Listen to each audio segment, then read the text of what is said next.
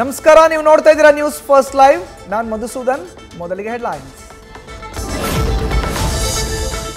ನಾಯಕತ್ವ ಬದಲಾವಣೆ ಆಮೇಲೆ ನಮ್ಮ ಸಚಿವ ಸ್ಥಾನ ಇರುತ್ತಾ ಇಲ್ವಾ? ಯಾವ ಹೈಕಮಾಂಡ್ ನಾಯಕರನ್ನ ಭೇಟಿಯಾದ್ರೆ ತಮಗೆ ಲಾಭ ಅನ್ನೋ ಲೆಕ್ಕಾಚಾರ. ನವೆಂಬರ್ ಕ್ರಾಂತಿಯ ಚರ್ಚೆ. ಸಿಎಂ ಡಿಸಿಎಂ ರಿಂದ ಅಂತರ ಕಾಯ್ದುಕೊಂಡ ಕೆಲ ಸಚಿವರು.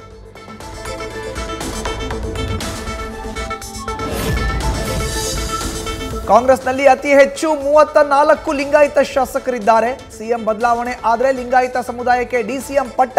ಸಚಿವ ಎಸ್ಎಸ್ ಮಲ್ಲಿಕಾರ್ಜುನ್ಗೆ ಉಪಮುಖ್ಯಮಂತ್ರಿ ಸ್ಥಾನ ಕೊಡಬೇಕು ಅಂತ ಬೆಂಬಲಿಗರ ಒತ್ತಾಯ.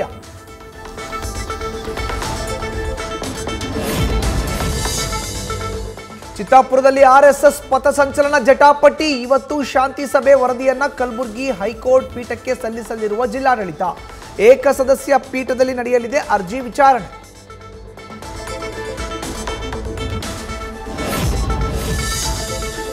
ಕೋಟ್ಯಾಂತರ ರೂಪಾಯಿ ಕಾಮಗಾರಿ ಮಾಡಿಸಿಕೊಂಡು ಹಣ ಕೊಡದ ಆರೋಪ.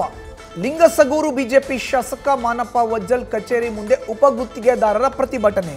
ನಾರಾಯಣಪುರ ಬಲದಂಡೆ ನವೀಕರಣ ಕೆಲಸ ಮುಗಿದು ವರ್ಷವಾದರೂ ಹಣ ಕೊಟ್ಟಿಲ್ಲ ಅಂತ ಆಕ್ರೋಶ.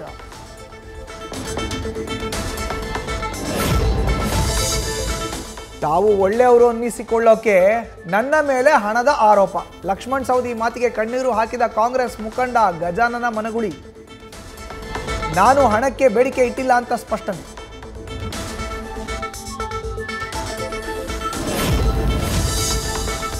ಕೆಎಂಎಫ್ ಅಧ್ಯಕ್ಷ ಸ್ಥಾನದ ಮೇಲೆ ಶಾಸಕ ರಾಘವೇಂದ್ರ ಹಿಟ್ನಾಳ್ ಕಣ್ಣು. ಡಿಕೆ ಸುರೇಶ್ಗೆ ಟಕ್ಕರ್ ಕೊಡಲು ಪ್ಲಾನ್. ಸಿಎಂ ಆಪ್ತ ಬಳಗದಲ್ಲಿರುವ ಹಿಟ್ನಾಳ್ ನಡೆ ಎಲ್ಲರ ಚಿತ್ತ.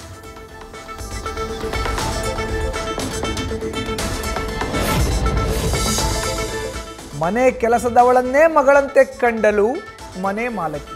5 ಕೋಟಿ ನಿವಾಸ ಆಕೆ ಹೆಸರಿಗೆ ವಿಲ್ ಮಾಡಿದ್ದ ಓನರ್ ಆಶಾ.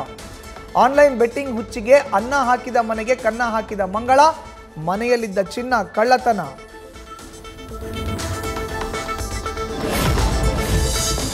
ಬೆಂಗಳೂರು ರಸ್ತೆ ಗುಂಡಿ ಮುಚ್ಚಲು ಇನ್ನೊಂದೇ ದಿನ ಬಾಕಿ. ಅಕ್ಟೋಬರ್ 31ಕ್ಕೆ ಸಿಎಂ ಡೆಡ್ಲೈನ್.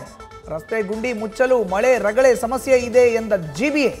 ಗುಂಡಿ ಮುಚ್ಚುವ ಪ್ರಕ್ರಿಯೆ ವಿಳಂಬ.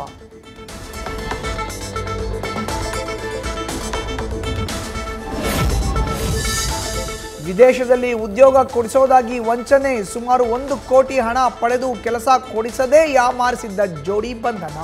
24 ಪಾಸ್ಪೋರ್ಟ್, 4.3 ಲಕ್ಷ ಹಣ, 43 ಗ್ರಾಂ ಚಿನ್ನ ಮಂಗಳೂರಿನ ಕಾವೂರು ಪೊಲೀಸರ ವಶಕ್ಕೆ.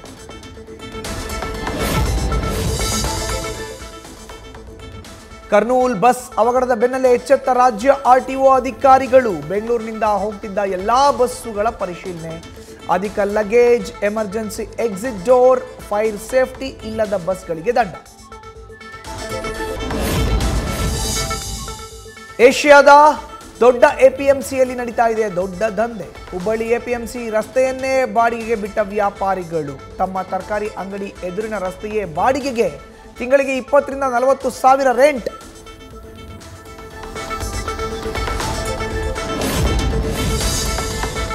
ಹಳೇಬೀಡು ಬಳಿ ಬಿದಿರಿ ಕೆರೆಯ ಒತ್ತುವರಿ ಬಗ್ಗೆ ಕಳೆದ ಜೂನ್ನಲ್ಲಿ ವರದಿ.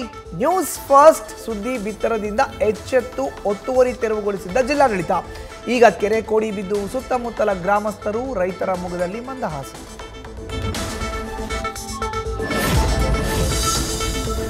ಮೊಂತಾ ಅಬ್ಬರದಿಂದ ಆಂಧ್ರದಲ್ಲಿ 1424 ಕೋಟಿ ರೂಪಾಯಿ ನಷ್ಟ. 2294 ಕಿಲೋಮೀಟರ್ಗಳಷ್ಟು ರಸ್ತೆಗಳು, 14 ಸೇತುವೆಗಳಿಗೆ ಹಾನಿ, 380 ಮರಗಳು, 70 ವಿದ್ಯುತ್ ಕಂಬಗಳು ಬುಡಮೇಲು.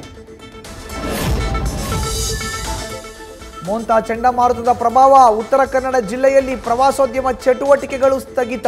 ಮೀನುಗಾರಿಕೆಗೆ ನಿರ್ಬಂಧ. 3-4 ದಿನಗಳ ಕಾಲ ಇದೇ ವಾತಾವರಣ.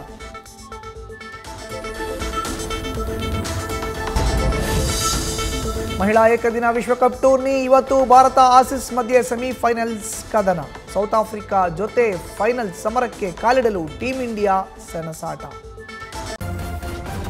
ನ್ಯೂಸ್ ಫಸ್ಟ್ ನಿರ್ಭೀತಿಯಿಂದ ನಿಮ್ಮ ಪರವಾಗಿ.